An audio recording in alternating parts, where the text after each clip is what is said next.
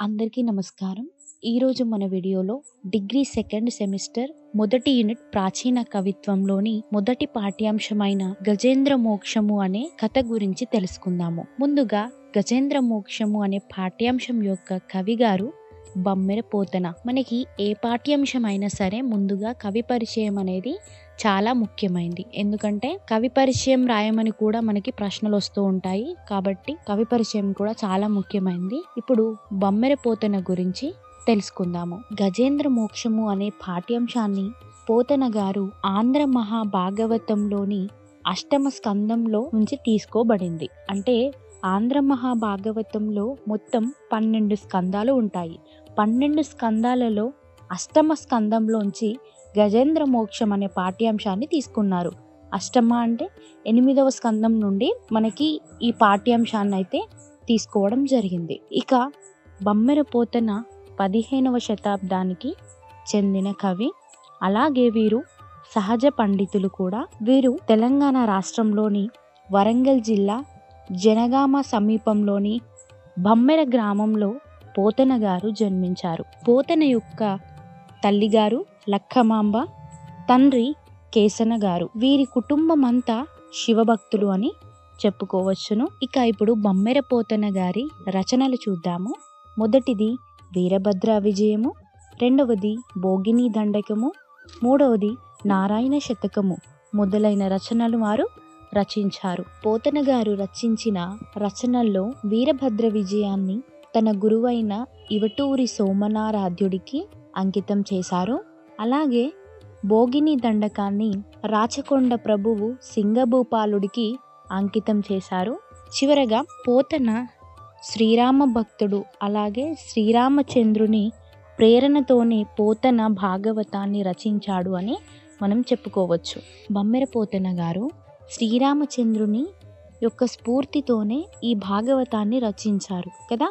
అయితే పలికేడిది భాగవతమట, పలికించేవాడు మాత్రం రామభద్రుండట అని పోతన గారు చెప్పారు. చివరగా పోతననే ఆ శ్రీరామచంద్రునికే ఎవరి ప్రేరణతో అయితే భాగవతాన్ని రచించాడో ఆ భాగవతంను చివరికి శ్రీరామచంద్రుడికే అంకితం చేశారు అని చెప్పుకోవచ్చును. ఈ భాగవతం చక్కగా అందరికీ అర్థమయ్యే విధంగా భక్తి రస ప్రధానమైందిగా, అలాగే భాగవతంలో భక్తితో పాటు ఇతర రసాలను కూడా చక్కగా వర్ణించి చెప్పారు. అలాగే వీరి యొక్క కవిత్వము శబ్దాలంకారాలతో ప్రసిద్ధికెక్కింది అని చెప్పుకోవచ్చు. పాఠ్యభాగ నేపథ్యంలోకి వెళ్తే ముందుగా బమ్మెర పోతన గారు భాగవతంలో అష్టమ స్కందంలోని గజేంద్ర మోక్షము అనేది ఒక కథ. దీంట్లో ఇప్పుడు ఒక విశిష్టమైన ఘట్టం గురించి తెలుసుకుందాము. అయితే త్రికూట పర్వతం సమీప్యంలో అంటే దగ్గరలో కొన్ని ఏనుగులు అనేవి తిరుగుతూ ఉంటాయి. ఒక త్రికూట పర్వతం, అంటే 3 అంటే 3 శిఖరాలతో కలిగి ఉన్న పర్వతం దగ్గరట కొన్ని ఏనుగులు అనేవి తిరుగుతున్నాయి. ఆ ఏనుగులు అడవిలో తిరుగుతుండగా ఆ గుంపులో ఒక గజరాజు అనేది వెనుకబడుతుంది. కొన్ని ఆడ ఏనుగులు ఆ గజరాజుని అనుసరిస్తూ దాని వెనకే వెళ్తాయి. ఆ గజరాజు తన ఏనుగులతో కలిసి వేరే దారి గుండా వెళ్తారు. అప్పుడు వాళ్ళకి ఒక సరస్సు అనేది కనిపిస్తుంది. ఇక ఈ గజరాజు ఆ ఆడ ఏనుగులు ఆ సరస్సులోకి దిగి స్వేచ్ఛగా ఆ సరస్సులో తిరుగుతుంటాయి. అప్పుడు ఆ సరస్సులో ఒక మొసలి కూడా ఉంటుంది. ఆ మొసలి ఆ గజేంద్రుడి యొక్క కాలుని గట్టిగా పట్టుకుంటుంది. అప్పుడు ఏనుగు మొసలి పరస్పరం సుమారు 1000 సంవత్సరాలుగా పోరాడుతాయి. చివరికి గజేంద్రుడు అలసిపోతాడు. అలా పోరాడి గజేంద్రుడు అలసిపోతాడు. ఇక పూర్వం పుణ్యం వల్ల గజేంద్రుడికి దివ్య జ్ఞానం అనేది కలుగుతుంది. అప్పుడిక భగవంతుణ్ణి ప్రార్థిస్తాడు.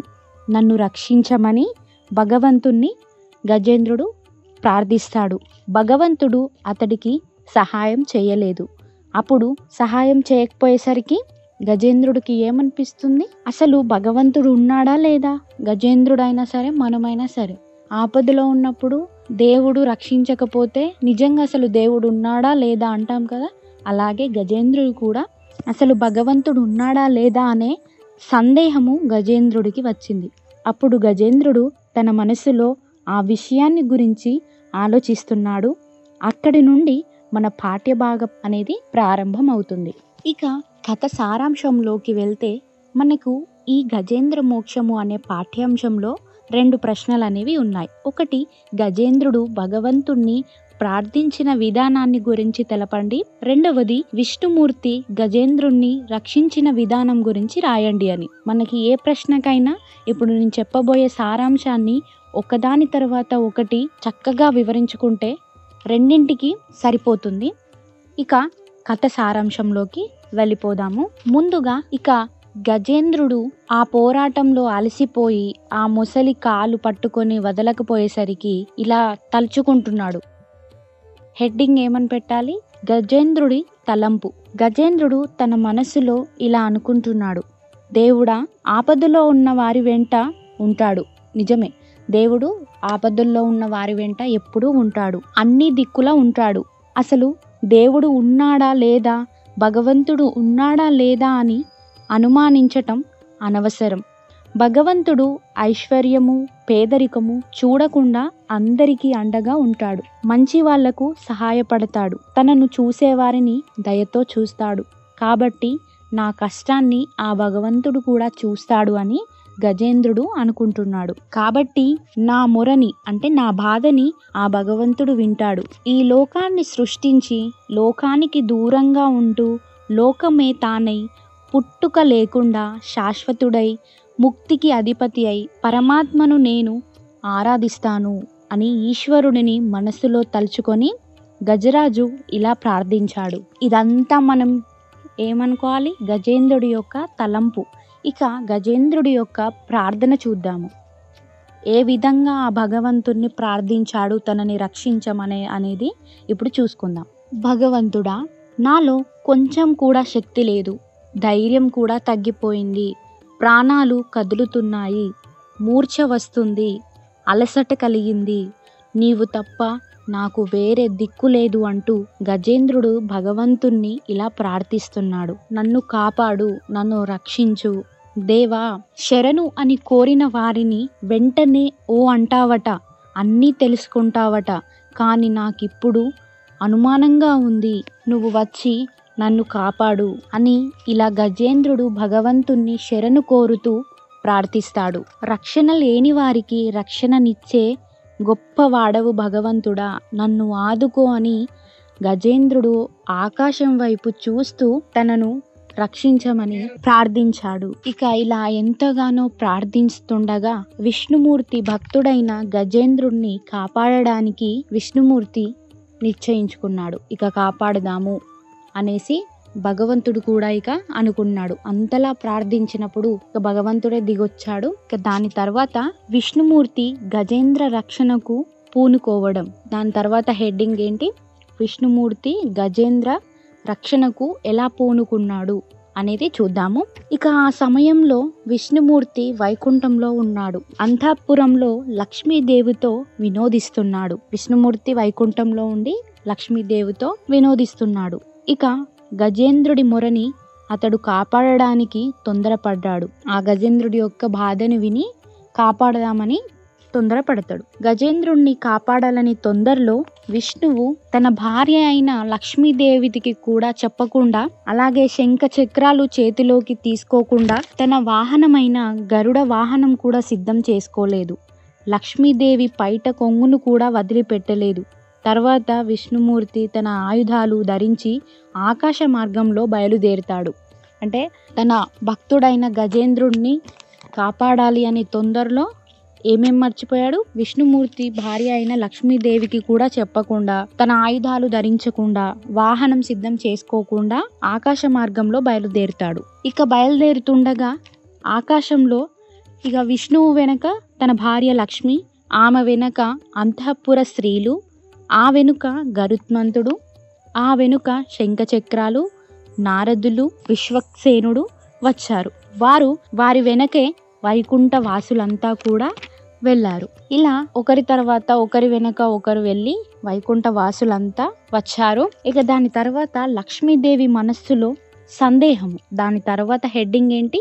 లక్ష్మీదేవి మనస్సులో సందేహము ఏంటట అంటే, విష్ణుమూర్తి చేతిలో లక్ష్మీదేవి పైట పట్టుకొని లాగుతుండగా లక్ష్మీదేవి ఆయన వెనుక వెళుతూ ఇలా అనుకుంది, స్వామి ఎక్కడికి వెళ్తున్నారో చెప్పలేదు. బహుశా దిక్కులేని స్త్రీల యొక్క బాధలు విన్నాడేమో, లేక దొంగలు వేదాలను దొంగిలించారేమో, లేక అమరావతిపై రాక్షసులు దండెత్తారేమో, లేక విష్ణుమూర్తిని చూపించండి అని దృష్టులు భక్తులను ధిక్కరిస్తున్నారేమో అని ఇలా లక్ష్మీదేవి అనేక విధాలుగా అనుమానించింది. అంటే ఇంత తొందరపడుతున్నాడు వెళ్ళడానికి, నాకు సైతం చెప్పకుండా ఏమై ఉంటుంది స్వామికి అని పరిపరి విధాలుగా లక్ష్మీదేవి సందేహము కలిగింది. భర్త ఎక్కడికి వెళ్తున్నాడో అడుగుదామని లక్ష్మీదేవి అనుకుంది. ఎట్లాగో అడిగినా సరే చెప్పడు అని మానుకుంది. ఇంతలో విష్ణుమూర్తి ఆకాశంలో వస్తుండగా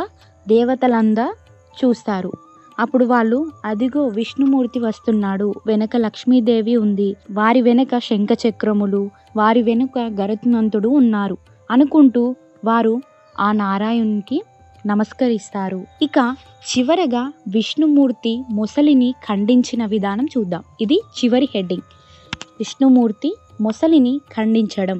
అప్పుడు విష్ణుమూర్తి గజేంద్రుణ్ణి కాపాడాలని తొందరలో అక్కడున్న దేవతలందరూ విష్ణుమూర్తికి నమస్కారాలు చేస్తే పట్టించుకోలేదు, అంటే ఆ నమస్కారాలు అందుకోలేదు.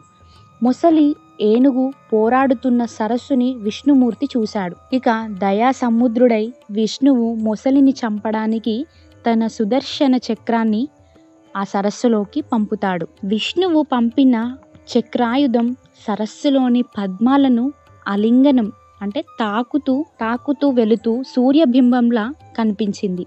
ఆ చక్రము ఎంతో వేగంగా వెళ్ళింది. అప్పుడు వేగంగా వస్తున్నప్పుడు గుబుళ్ళు గుబుళ్ళు అనే ధ్వనితో సరస్సు కలత పడేటట్లు లోపలికి దూకింది. మొసలి ఉన్న చోటికి ఆ చక్రం అనేది వెళ్ళింది. చక్రాయుధం రివ్వున పోయి మొసలి తలను తెగ నరికి వేసింది. మొసలి శిరస్సు ఖండించి వేసింది.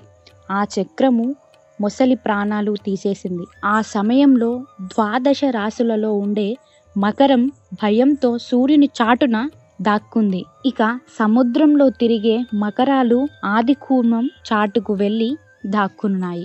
ఇది పాఠ్యభాగ సారాంశం. చివరికైతే గజేంద్రుడి యొక్క ప్రార్థనని విన్న మహావిష్ణువు తన వైకుంఠం నుంచి వచ్చి తన చక్రాయుధాన్ని సరస్సులోకి పంపించి మొసలి యొక్క తలను నరికేసి గజేంద్రుడిని కాపాడుతాడు. దీన్ని ఒకదాని తర్వాత ఒకటి ఎలా రాయాలో ఇప్పుడు చూసుకుందాము. ముందుగా గజేంద్రుడి భగవంతుడి యొక్క తలంపు రాయాలి, దాని తర్వాత గజేంద్రుడి యొక్క ప్రార్థన, దాని తర్వాత విష్ణుమూర్తి గజేంద్రుడి రక్షణకు పూనుకోవడం, అలాగే దాని తర్వాత లక్ష్మీదేవి మనస్సులో సందేహము, చివరగా విష్ణుమూర్తి మొసలిని ఖండించడం, అలాగే విష్ణుమూర్తి గజేంద్రుడిని రక్షించిన విధానం అంతా ఒకటే. ఇది గజేంద్ర మోక్షము అనే పాఠ్య సారాంశము. గజేంద్ర మోక్షము అనే పాఠ్యభాగ సారాంశం చక్కగా విన్నట్లయితే ఒకదాని తర్వాత ఒకటి ఏమొస్తుంది అని చక్కగా వివరించాను కదా, అది విన్నట్లయితే మనకి ఇందులో ఎలాంటి ప్రశ్న వచ్చినా రాసే విధానంగానే నేను చెప్పాను. ముందుగా గజేంద్రుడు దేవుని యొక్క తలుచుకోవడం, దాని తర్వాత భగవంతుణ్ణి గజేంద్రుడు ప్రార్థించిన విధానం, దానికి విష్ణుమూర్తి పూనుకోవడం, దాని తర్వాత లక్ష్మీదేవి యొక్క సందేహము, చివరగా విష్ణుమూర్తి గజేంద్రుణ్ణి రక్షించటం, ఆ మొసలి తలను ఖండించటం. ఇలా చూసుకున్నట్లయితే మనం ఏ ప్రశ్నకైనా చక్కగా జవాబు అనేది రాయొచ్చు. Thank you so much.